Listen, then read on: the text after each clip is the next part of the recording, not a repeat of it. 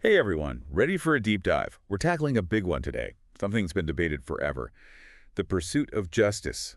But specifically when the government, like the state, has a ton of control. Yeah, it's interesting, most people just assume the state is there to, well, ensure justice. But this article you sent, Why Justice is Rare in a State-Controlled Society, it really kind of turns that whole idea upside down. For sure. It argues that real justice, like true justice, is super hard to find in these systems, Yeah. especially if you don't have power or influence. Basically, it's saying the system might be rigged to protect the elite. Right. And keeping everyone else in check. It even says the state uses violence to control people. Whoa, okay, that's heavy. Yeah, they use this term monopoly on violence. It basically means the state is the only one who can legitimately use force. Historically, that's how societies have kept things in order. But the article asks, does that power let the state basically decide what's just, even if it's not actually fair? So it's not just about, like, laws written down. It's about who gets to decide what's just, right? Exactly. And then, well, how does that affect, us, Yeah. everyday people? Right, right. So the article uses real-life examples to show this. Like, you remember those huge cases with Jeffrey Epstein, Harvey Weinstein, P. Diddy? Oh, yeah, those were everywhere for a while. Big time.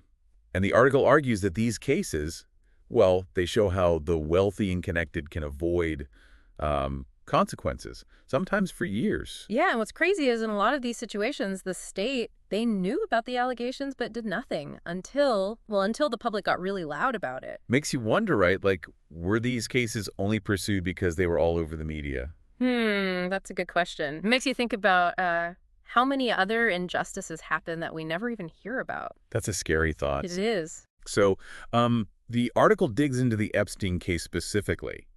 It mentions he got like a really easy plea deal, even though the allegations were very serious. It wasn't until way later, when people knew about it, that there was even a real attempt to hold him accountable. Yeah, exactly. It makes you ask, would anything have changed if these cases hadn't gotten so much attention? Right, and then the article brings up Hunter Biden, obviously a really politically charged topic. It is, and it's important to, to look at it objectively, without picking sides.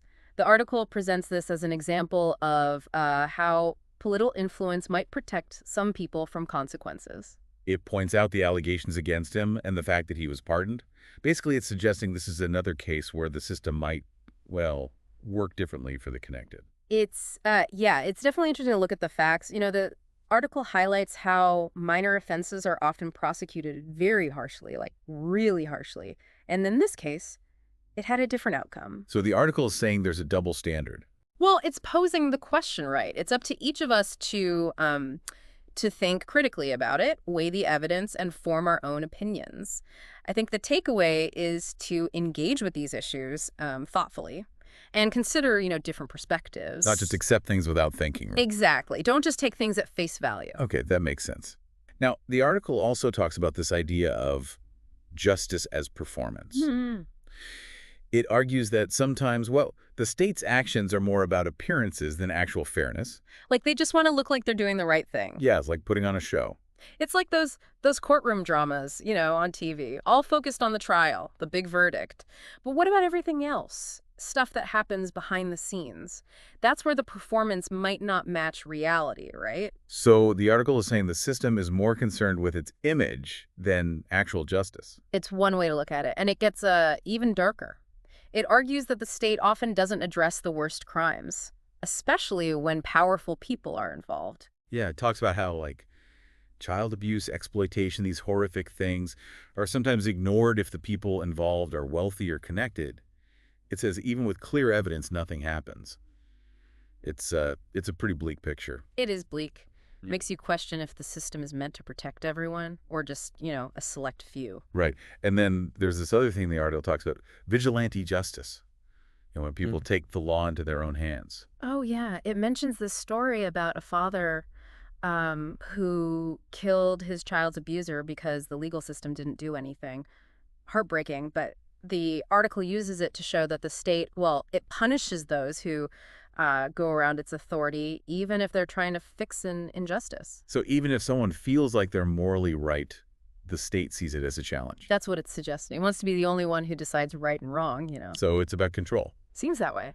Wow, that's a lot to think about. Makes you wonder about those gray areas, where what's morally right clashes with the law. Yeah. Where's the line? And is the state always the best one to decide? Especially when some people have way more power than others.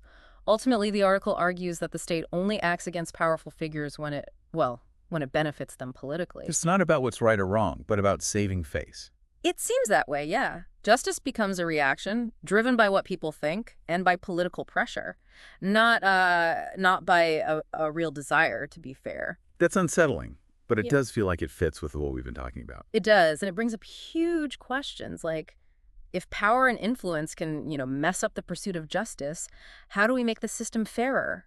What needs to change so that everyone is held accountable no matter how rich or connected they are? Those are some seriously big questions. We're going to have to dig into those more in part 2 of this deep dive. But for now, what really surprised you about the article? Or like what part was the most disturbing? Well, I think, welcome back. It's kind of crazy how the article, connects all these different cases together to make this bigger point about how justice works or, well, doesn't work when the state has so much power. Yeah, it's not just saying these people were bad, right? It's like there's something wrong with the whole system itself. Exactly. It argues these aren't isolated incidents, it's a deeper problem, like how power is concentrated and how it can be used to basically manipulate the justice system. So how does this, I think they called it systemic corruption, actually work? Like what are the things that make this happen? Well, it highlights a few key factors. One is this revolving door Hmm. between government jobs and powerful industries. People go from working in law enforcement or like regulatory agencies, and then they get these high-paying jobs in the private sector, often with the same companies they were supposed to be like overseeing. So they could go from regulating a company to working for that company. Yeah. Isn't that a conflict of interest? That's the point the article's making. And then there's campaign financing. In a lot of countries, elections are basically controlled by donations from wealthy people and corporations. So politicians feel like they owe these donors something, right? And those donors, well, they want to keep things as they are, even if it means ignoring injustice. So trying to get justice gets mixed up with politics and money. That's the argument. And when you add in the media, how they shape what people think, it creates a system that's really hard to hold accountable. It's kind of overwhelming, like this massive wall you can't get through. So what can we even do about it? The article makes things sound pretty bad, but there's got to be ways to make things better, right? Definitely. The article doesn't really get into specific solutions, but it does mention a few possibilities, like more transparency, making it clear how the justice system works, exposing those conflicts of interest we talked about, making information easier for people to access. That could help hold people accountable. Yeah, if people actually know what's going on, they're going to demand change. But what about all the money in politics? How do you even begin to fix that? It's a huge challenge, no doubt. The article suggests campaign finance reform, reduce the influence of big money. That could help make things more fair so elected officials listen to the people they represent, not just their donors. Okay, I get that. Yeah. But how do you actually make that happen in a system that's like built on money and influence? Yeah, it's not easy. It would take a lot of effort from citizens, activists, people who are willing to fight for real change. It also means challenging the stories that keep things the same and holding those in power responsible for what they do. So it's about like empowering people to demand better. I mean, the article was pretty negative, but it also talked about the power of people working together, right? Exactly. It highlights cases where public outcry forced those in power to do something. Remember those big cases we talked about? Epstein, Weinstein. Public pressure was a huge part of why anything happened. So there's hope then. Even if the system's rigged, it's not unbeatable. People can make a difference. Absolutely. Those cases show that when people become aware of something and organize, they can create real change, even when it seems impossible. It reminds us that people do have power, and when they use it together, it can, shake things up. Okay, that's inspiring. It means we're not helpless against injustice. There are ways to fight back, to demand better. It might be tough, but it's worth it. I agree. The article, while it was critical, it also acknowledged that positive change is possible. But it takes action. It takes people being aware, engaged, and willing to, challenge things. So this deep dive, it's not just about understanding the problem, it's also about like doing something. It is. It's an invitation to Well, to get involved, to help create a world that's more fair and just. It's realizing that we all have a role to play, no matter how big or small. So where do we go from here? We've talked about a lot of heavy stuff, hmm but we need to figure out what to do next. I think the next step is to go beyond just talking about the problem and start exploring what we can actually do. It's like we've diagnosed the illness, now we need to find the cure. Exactly. Take that anger, that frustration you might feel after reading this article and do something with it. Educate yourself, get involved, and become an advocate. Take that knowledge Yeah. and do something. Go from just knowing to actually doing. Yeah. And remember, even little things, when enough people do them, they can create a big change. It's the power of collective action, right? We're not alone in this. We're stronger together. Exactly. And So- when we all come together and speak out, we can overcome anything. That's a great point to end on. In part 3, we're going to switch gears a bit. We'll look at some inspiring examples of people and organizations that are, well, they're fighting for change, showing us that things can get better. I'm looking forward to it. It'll be good to hear about people making a difference. All right. So we're back for the last part of this deep dive. We've talked about some pretty heavy stuff. It really makes you think about the hard parts of how justice works. But I want to end on a more positive note.